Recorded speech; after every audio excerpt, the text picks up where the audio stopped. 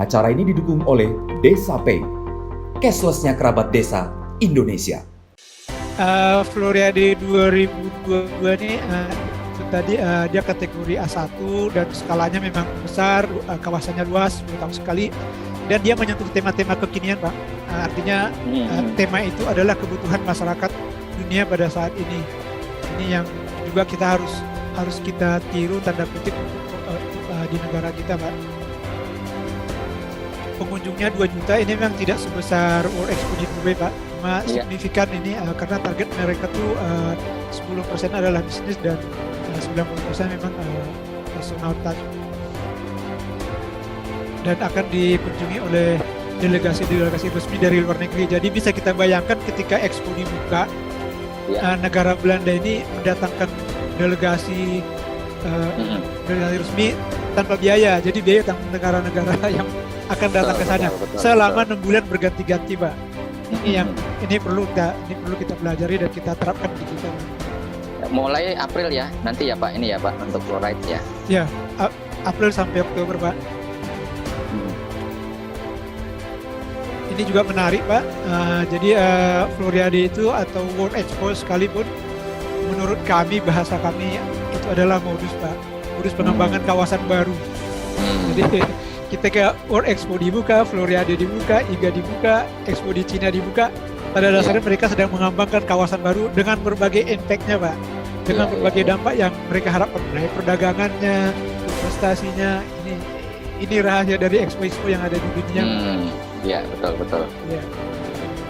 Kalau Almire, mereka mempromosikan yang terus kita reklamasi, Pak.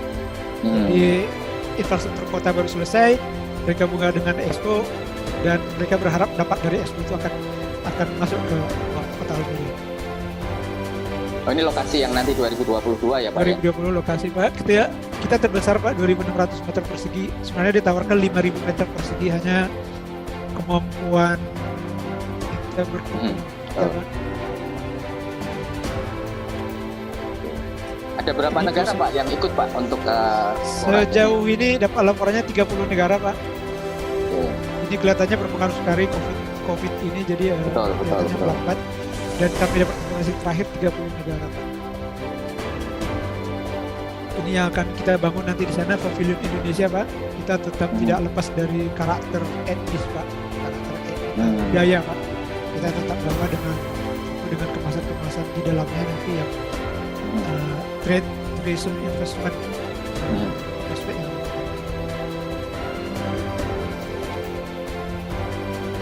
Yang pertama tadi yang bicara kita tentang World Expo, ini adalah bicara kedaulatan, bicara gengsi negara, Pak. Jadi kita memperkukuh kedaulatan bangsa kita dalam arti luas, Pak, ya. Artinya kenapa kita sampai ingin jadi juara? Di sana kita penting bahwa kita bisa lebih baik dari negara-negara lain dalam hal mengorganisasikan kegiatannya.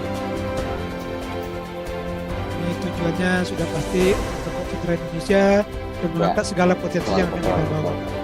Ya, jadi sesuai betul dengan tema kita pada pagi hari ini, Pak. Jadi kan pameran ini adalah untuk meningkatkan citra atau branding kan ya, Pak, branding Indonesia. Jadi kita ingin masyarakat di dunia, pimpinan dunia juga tahu bahwa Indonesia itu ya tidak hanya Bali, mungkin ya bahasanya ya. Kalau kita bicara pariwisata tidak hanya Bali, tetapi kita mempunyai sektor-sektor lain, daerah-daerah lain yang bisa ditonjolkan kalau kita bicara pariwisata dan produk-produknya tentunya. Jadi itu yang coba kita tonjolkan di dalam World Expo ini. Dan tambahan, Pak, yang sangat kita butuhkan, Pak, stakeholdernya itu mulai expo-minded, Pak. Artinya wawasan expo-nya itu harus terbuka. Artinya Expo itu bukan sekedar pameran, ada inovasi, ada cara berpikir. Nah, ini juga kita harus masuk ke stakeholders, Pak, dari masyarakat. Ini kurang lebih program utama yang kita desain. Yang pertama adalah Indonesia Green Business Investment. Ini sudah kami komunikasikan dengan Kadin di Belanda, Pak. Ini ditangani oleh Kadin Trend.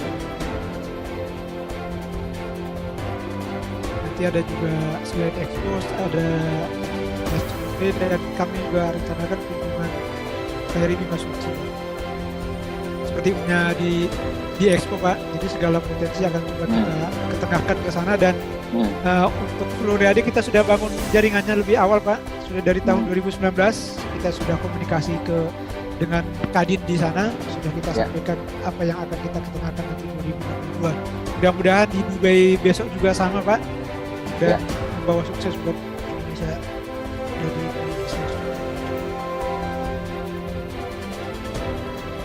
untuk kali ini hostnya Kemenko Kemaritiman Pak. Kami sengaja dengan kedaulatan kemaritiman. Itu tadi kita bicara tentang kedaulatan Republik ini di event-event internasional Pak, event besar.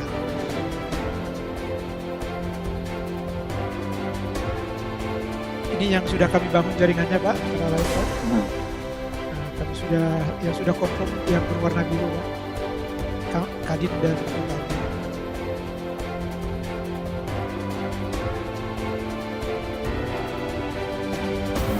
Nah ini ngomong bicara dana dulu Pak, nih Pak. Makanya menarik nih kalau bicara dana. Tadi mungkin Pak Ridho nggak menjelaskan secara detail, tapi tadi clue-nya menarik apa yang disampaikan Pak Ridho, bahwa ini sebenarnya modus suatu negara, suatu wilayah untuk mengembangkan wilayahnya dengan budget seminimal mungkin dan bahkan support dari pihak lain. Nah mungkin bisa diceritakan itu Pak, bagaimana itu Pak?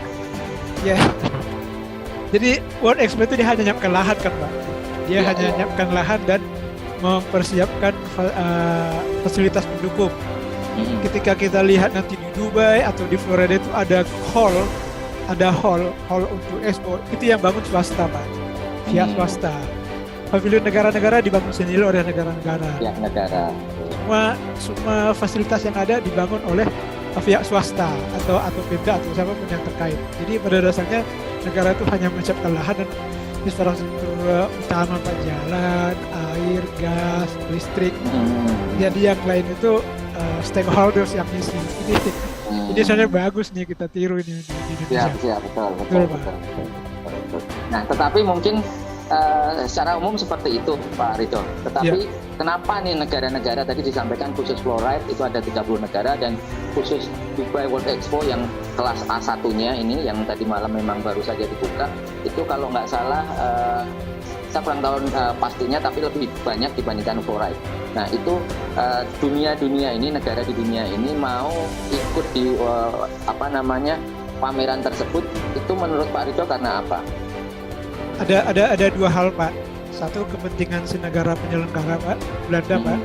Jadi negara Belanda ngambil tema berkaitan dengan kepentingan dia Pak. Ini nggak semua bisa diakomodir menurut saya di negara-negara yang ikut di Dubai World Expo. Artinya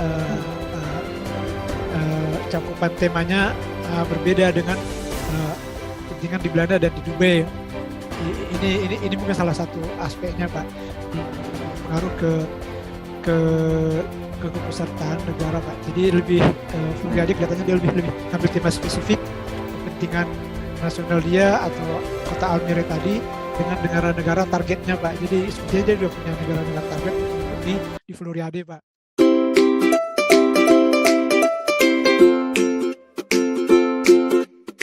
Dapatkan kabar baik dan kebaikan desa dan perdesaan hanya di TV Desa News. Unduh aplikasinya segera.